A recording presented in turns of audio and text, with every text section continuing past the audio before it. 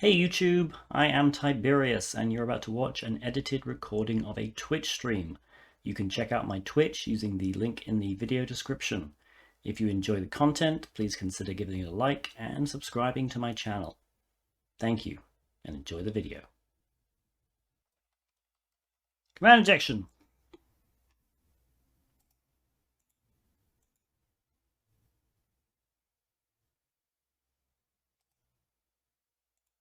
Okay. Solve a lab, execute the who am I command to determine the name of the current user. Okay.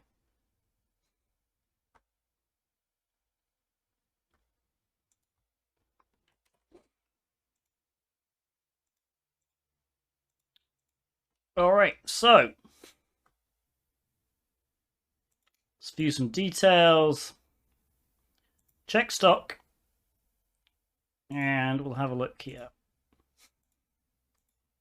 So we're going to send this to repeater. Send it again. So what we get here is a product ID and a store ID being sent to the server, and somehow it comes back with this calculation of 62. We change this to a 2, we get 22, 3, 52. Basically, we get some stuff. We put an A there. Interestingly, we get some random crap. Spam that, I guess. Nothing. Missing parameter store ID, that's okay. So, a few ways to test for command injection. Obviously, you would try and fuzz something. I guess we could probably show why your ad's in Dutch. I have no idea. Let's go to Intruder. And let's just say we want to fuzz the product ID for some reason. So we're going to go simple list fuzzing quick. Let's see. Should be all right, I think.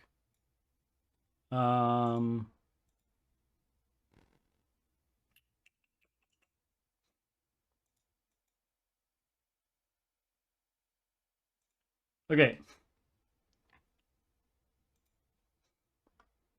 See what this does. So basically I just received. Very simple fuzz attack. Gratitude. Alex, thank you for the sub. So a very simple fuzzing attack using Intruder. There were 39 things. So this is Intruder's. What did I do? Oops. There we go. So Intruder in Pro has a bunch of lists you can add. This is a quick fuzzing list. 39 things. Basically, it tries to generate errors. Basically, that's the kind of the idea.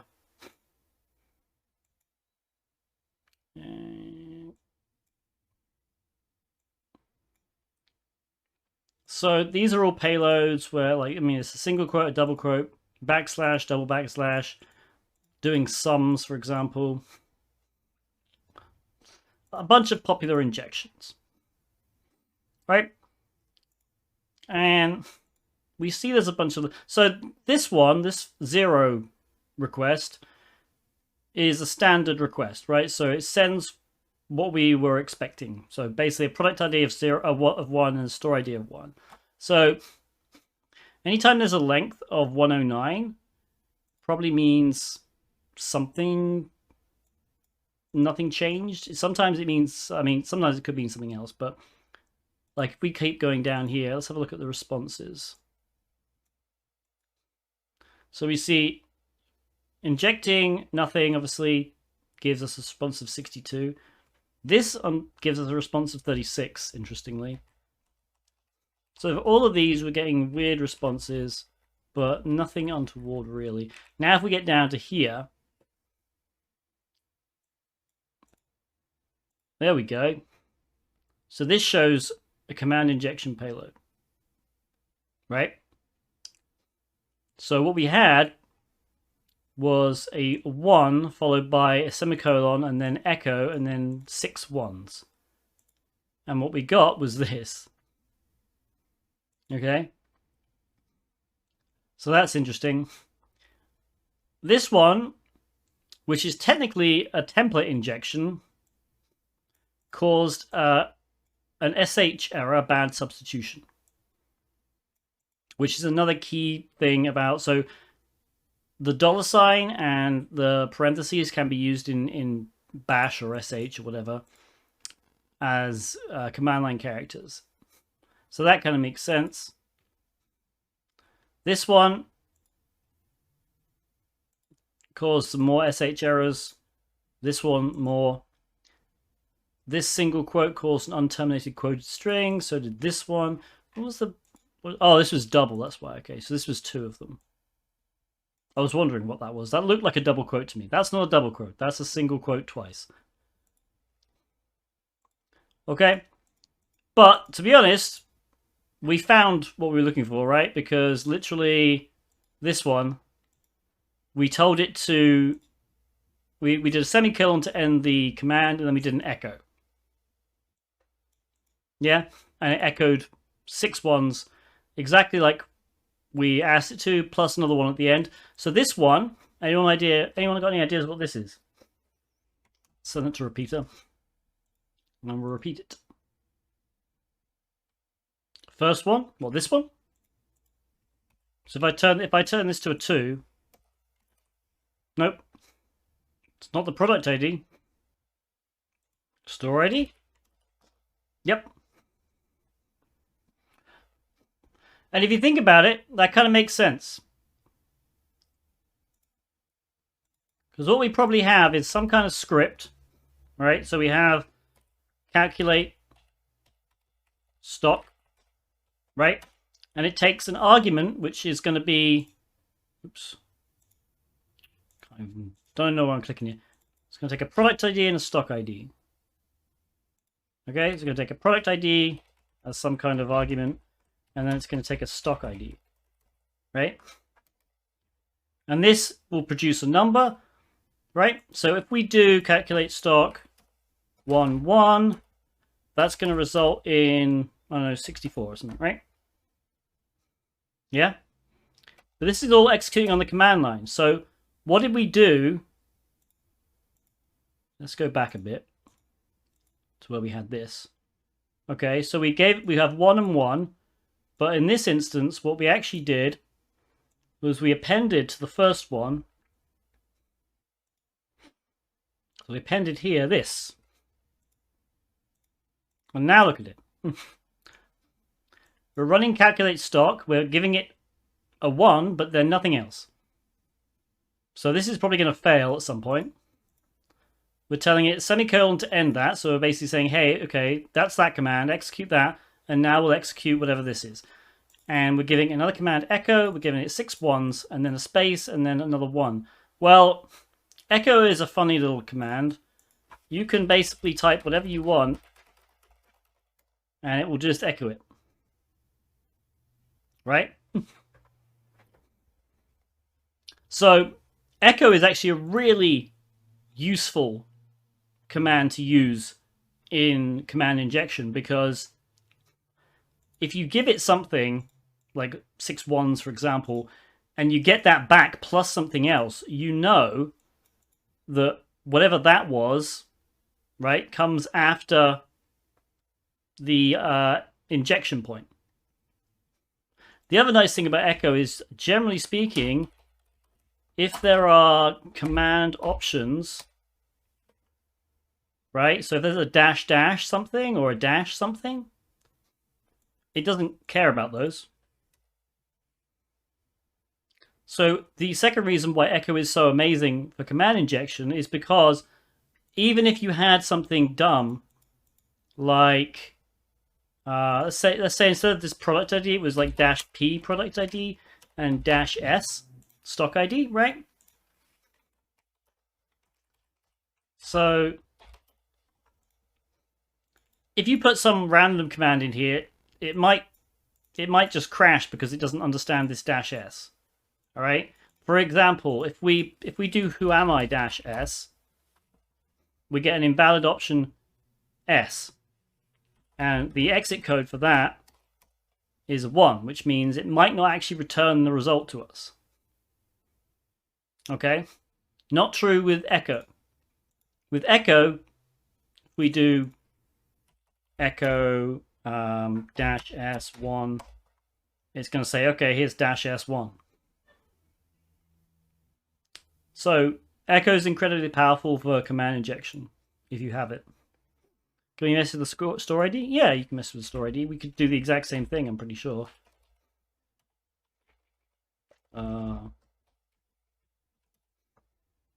Yeah. So both these are technically injectable. Okay.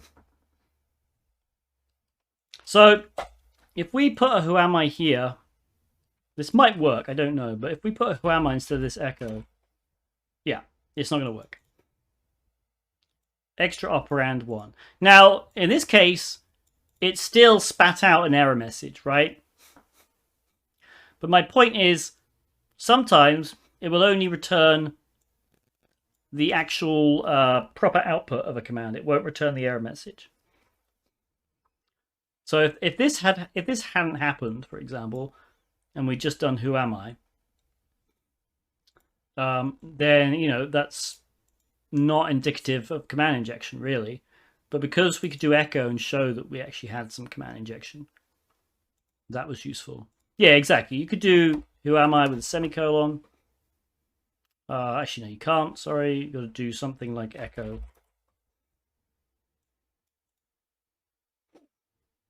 I mean, technically the username was here, but let's just ignore that. All right. So the other things you could do, what could we use instead of a semicolon? Well, yeah, we could probably do and. We'd have to encode it. Yep. A pipe, a double pipe for sure. A double pipe will work. A single pipe won't. Why won't a single pipe work?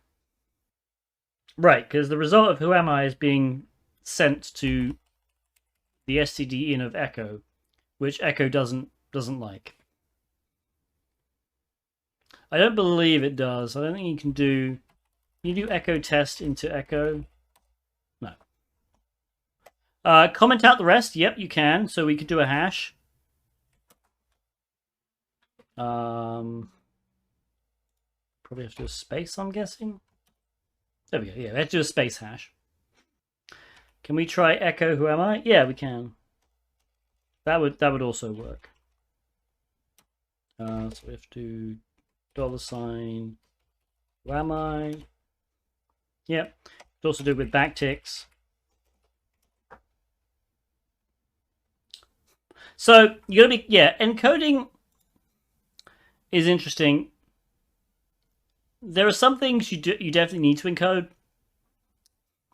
Ampersands you have to encode, but generally speaking, especially in a post body, you can get away with a lot. Like I don't think you even technically need to encode spaces. No.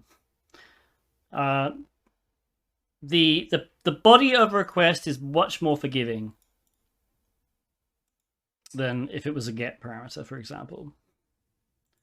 But yeah, a lot of the time you don't even we don't actually technically need to encode this semicolon either. We did, but whatever. So there's a lot of stuff you can get away with here.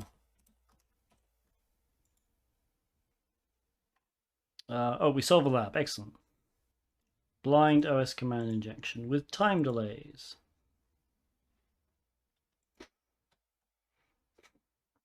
Okay, so we need to cause a 10-second delay. Okay, let's do this one.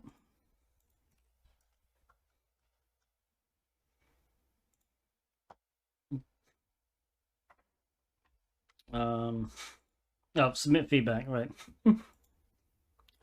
So let's just do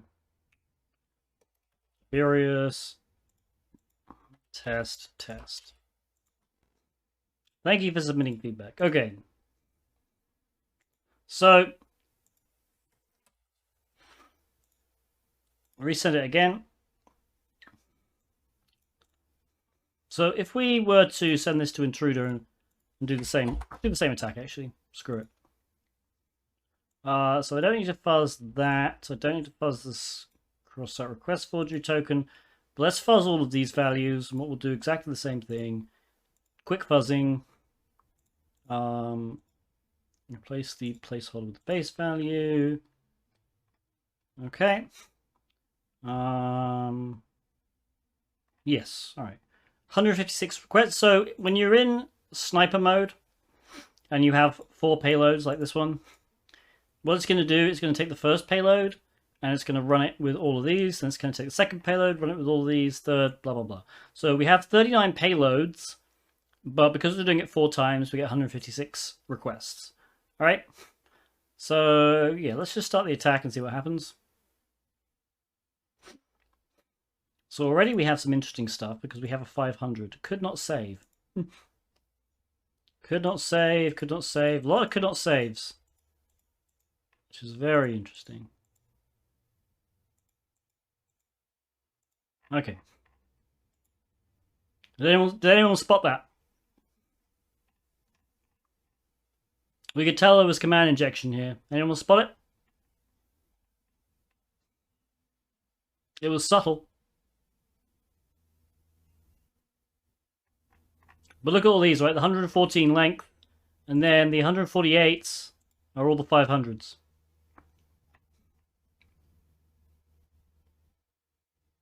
So there's no difference. We get standard response for everything, but we get 500 for pretty much everything that seems to mess up something. So that's indicative that there is some kind of weirdness going on.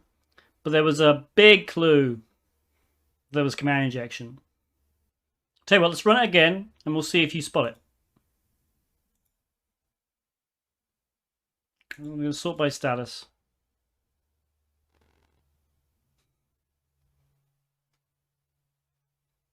Seen it yet? There's 2 things actually on the screen right now.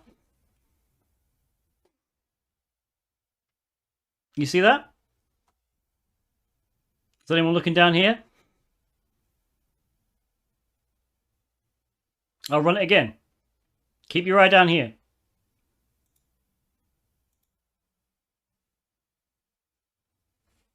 Forrest saw it. Okay, it sent 155 of 156 payloads, chat.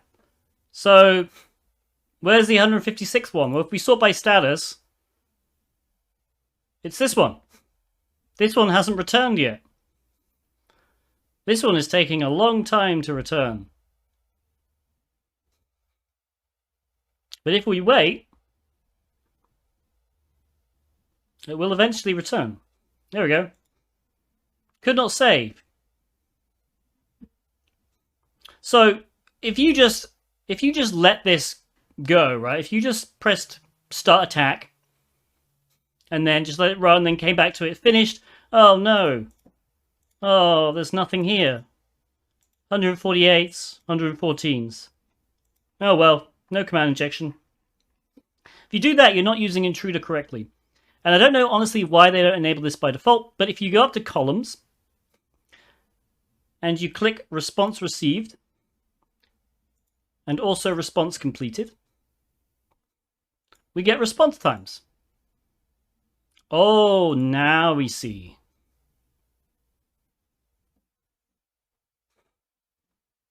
So response received means basically the idea of response received and response completed. Basically, as soon as the request is sent, you start a counter. Basically, Intruder starts a timer for each request as soon as it sends it. As soon as it gets the first byte back of a request, so the first, in this case, it would be H.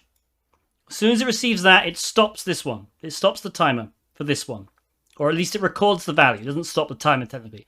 But it records the value and puts it in response received. Response completed is when it receives the final byte. Okay? So in this case, they're identical because it doesn't take long to send however many bytes this is. But imagine that you had a 100 megabyte file as a response. Okay? The first byte's going to be received, at some point, but then the final byte of 100 megabytes being sent is, you know, depending on your internet connection, a few seconds later, maybe a minute, right?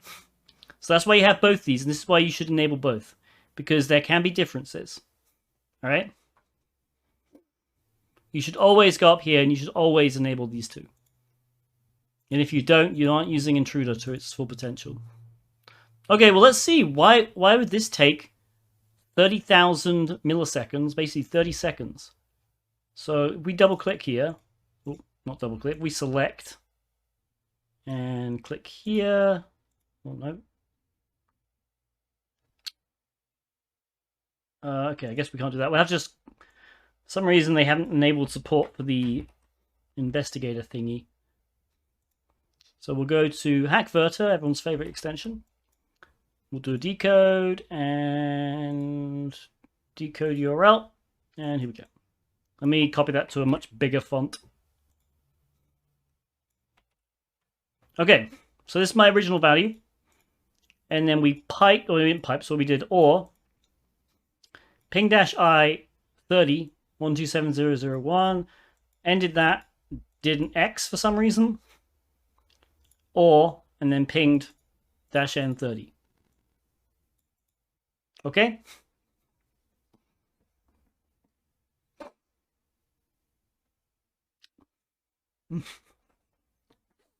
So, yeah.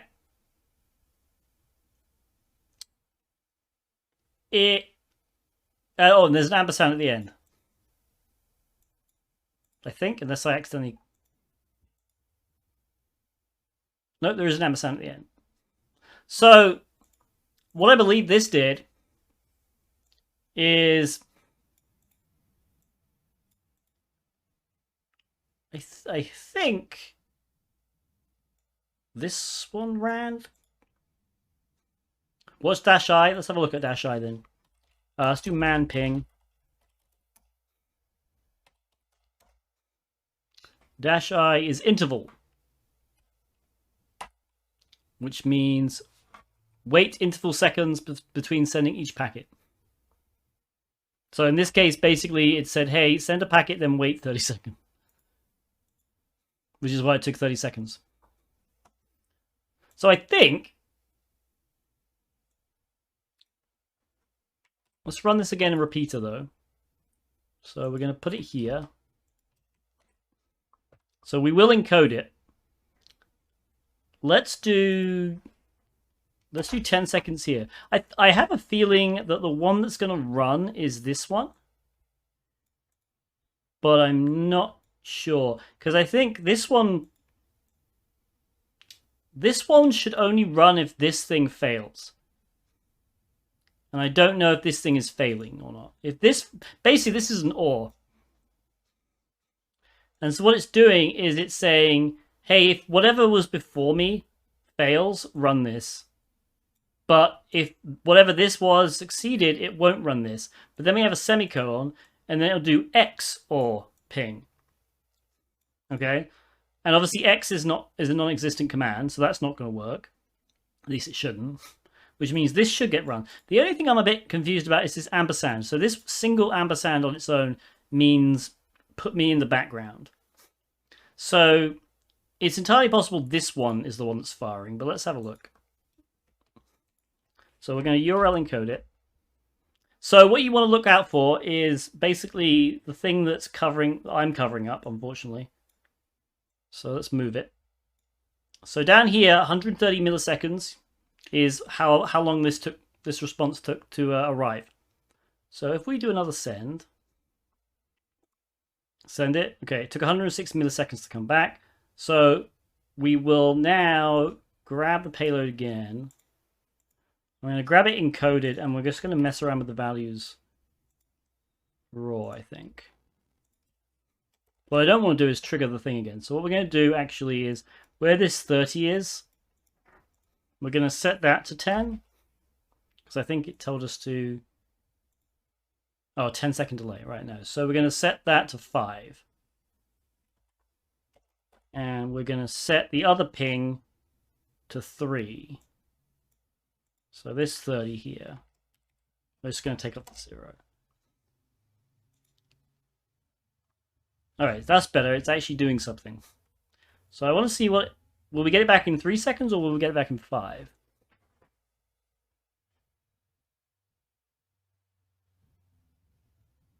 Or potentially we will get it back in much longer, apparently.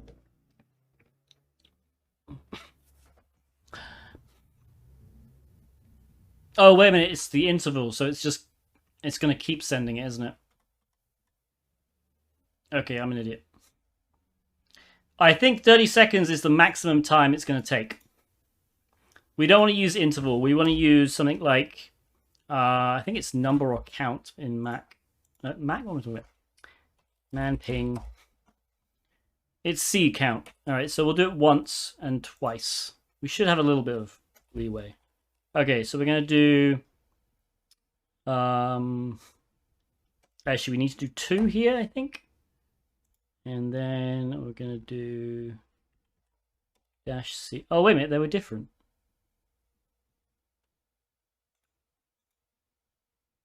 I just realized they're slightly different. Thank you for following. One used dash N and one used dash I. Ah, that might explain a lot. Okay. Let's use dash C for both of them, and we'll do 2 and 3.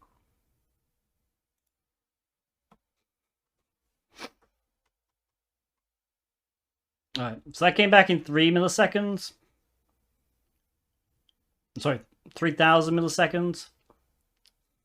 So I think that means this one was the one that controls it, right? So if we do 5.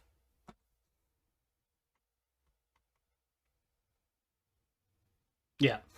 Okay, it's the final one. Yeah, so I was right. So this one doesn't actually get run because this command was successful, whatever this command was. But then this one does get run. Okay? That makes sense to everybody?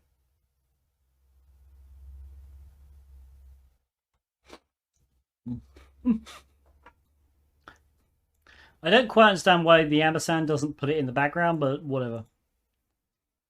I mean, we can show by just changing these values. If I set this to a 10, we're going to get a 10-second response. Oh no, we're not. Interesting.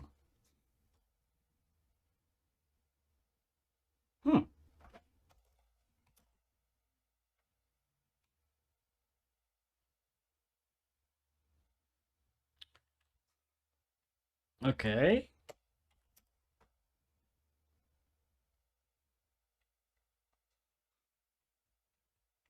That is interesting.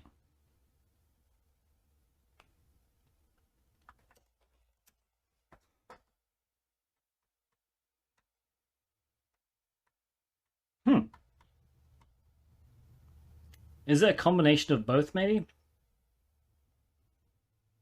Oh no, would that actually... Could be a combination of both. In any case, that's how you solve that one. I'm not going to dive into what the ins and outs of why that could be happening. Obviously, this is a complicated payload. We could easily simplify this, right? To basically do something silly like we put a semicolon there, we do sleep 10, and then we just do a semicolon and then echo or something, right? It's going to do the exact same thing. This should give us a delay of 10 seconds at least. There you go. 10 seconds. Oh, you can't see it, but there, it says 10,000 milliseconds.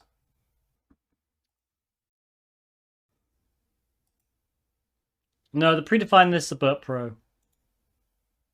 But, I mean, to be honest with you, they're all on GitHub. Like, if you go to sec lists, I'm pretty sure sec lists has all of them. It's not like they're trying to keep them secret. They're pretty basic lists.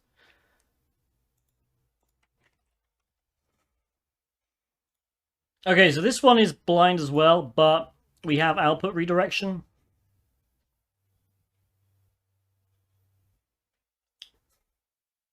So we can capture the output of the command using output redirection.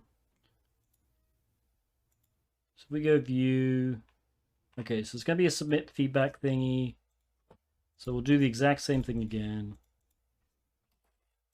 Submit feedback. Cool.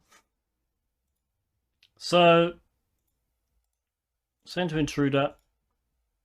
We don't want to fuzz those two, but we do want to fuzz these 4 parameters again.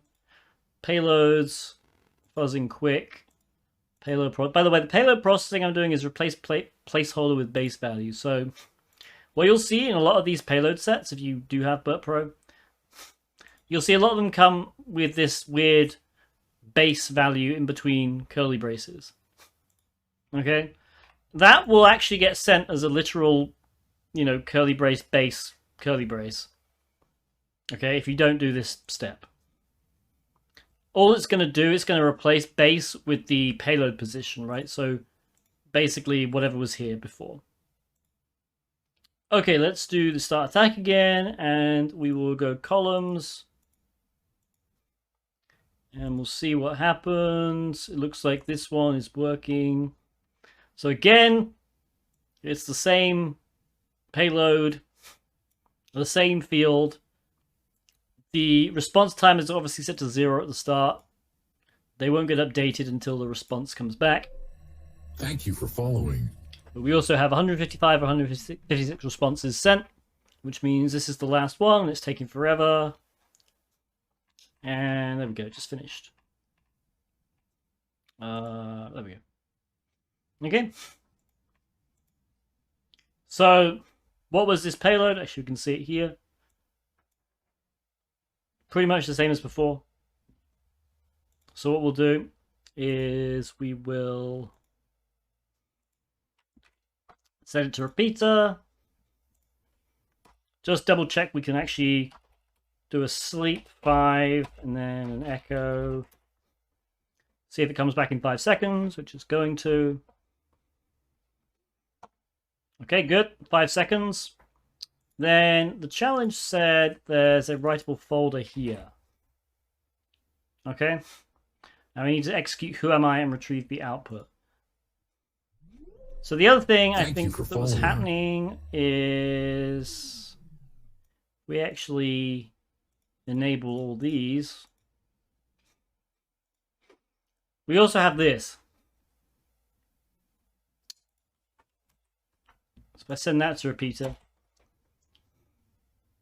Alright, so we have the ability to load images, and I assume that they're going to be loaded out of this directory that it's given us, right? So what we can do here is do who am I, the redirect command, into images, and let's just say it's going to be who am I.jpg or something, right? Encode that. Send it.